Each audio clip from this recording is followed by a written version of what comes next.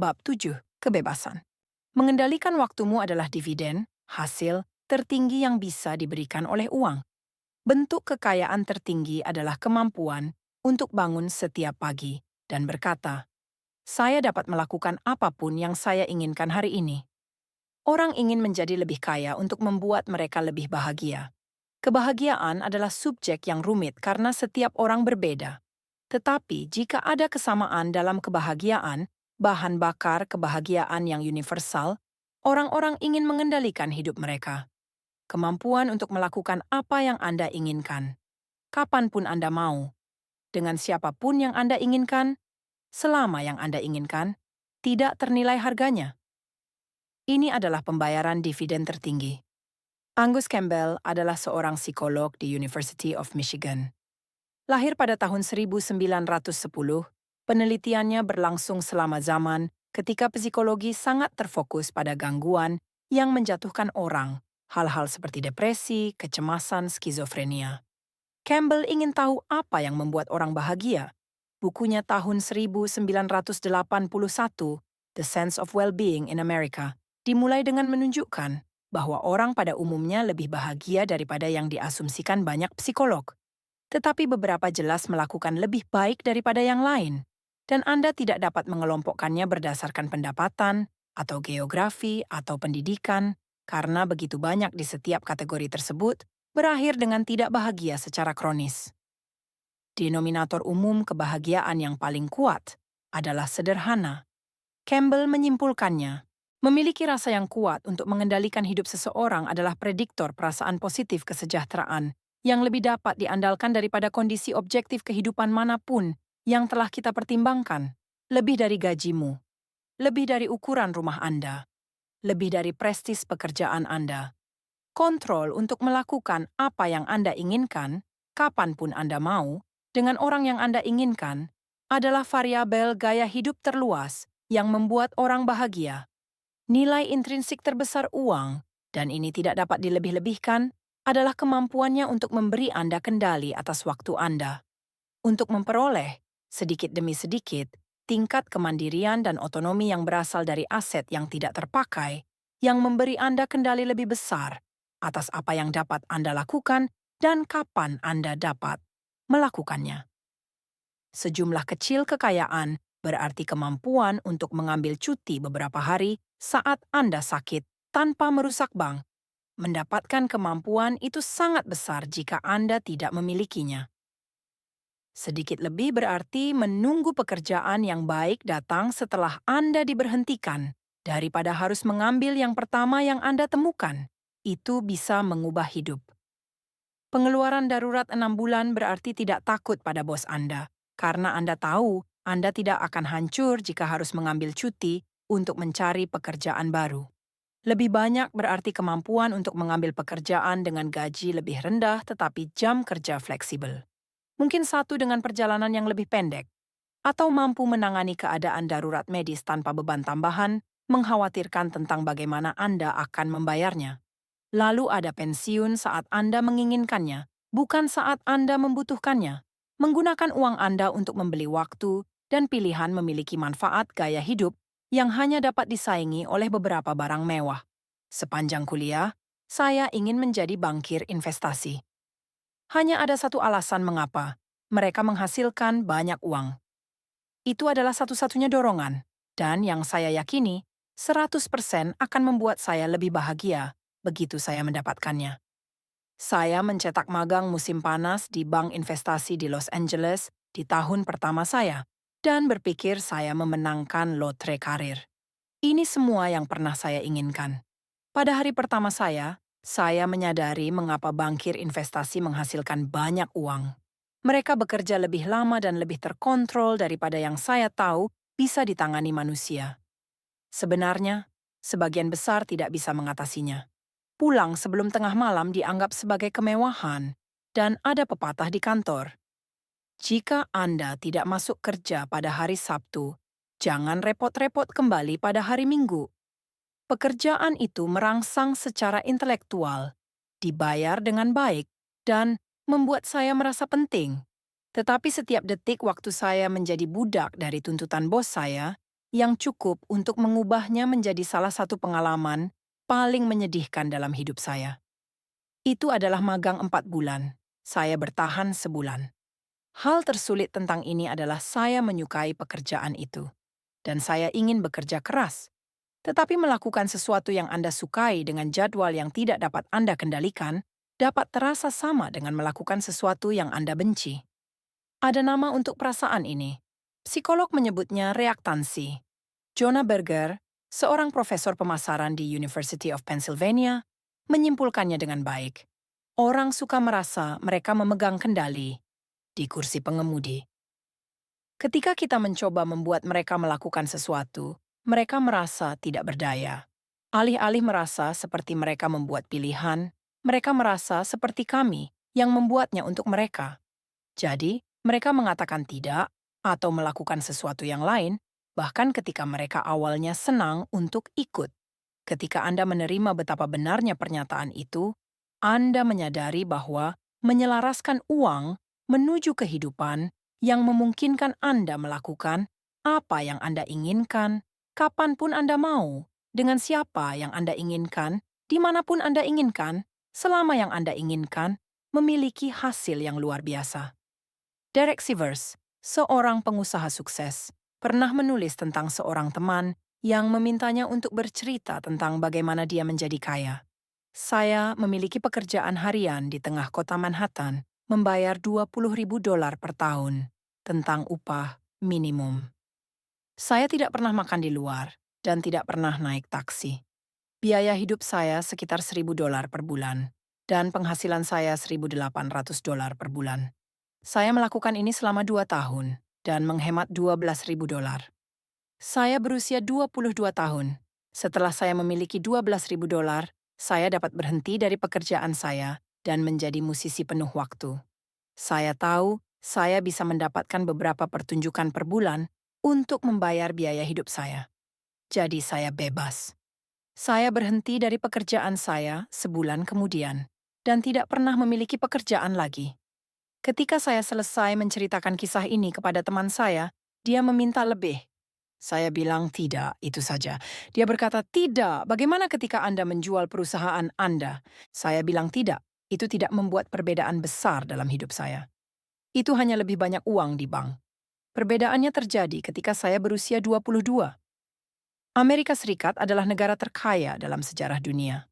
Tetapi hanya ada sedikit bukti bahwa warganya, rata-rata, sekarang lebih bahagia daripada di tahun 1950-an, ketika kekayaan dan pendapatan jauh lebih rendah, bahkan pada tingkat rata-rata dan disesuaikan dengan inflasi.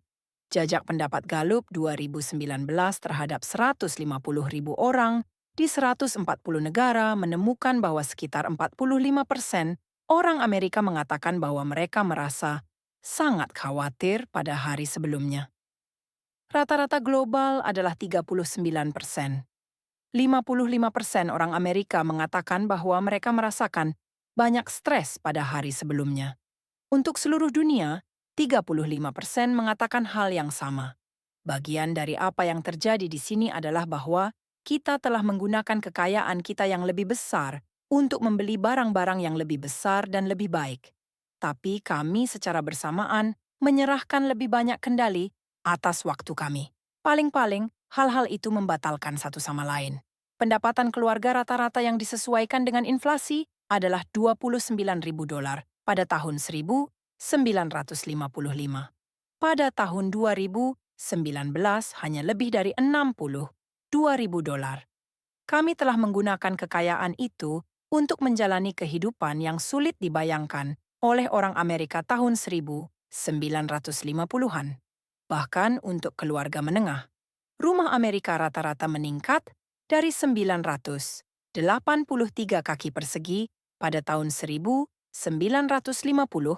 menjadi 2.436 kaki persegi pada tahun 2018. Rata-rata rumah Amerika baru sekarang memiliki lebih banyak kamar mandi daripada penghuninya. Mobil kami lebih cepat dan lebih efisien. TV kami lebih murah dan lebih tajam. Apa yang terjadi pada zaman kita, di sisi lain, hampir tidak terlihat seperti kemajuan. Dan banyak alasannya berkaitan dengan jenis pekerjaan yang kita miliki sekarang. John D. Rockefeller adalah salah satu pengusaha paling sukses sepanjang masa.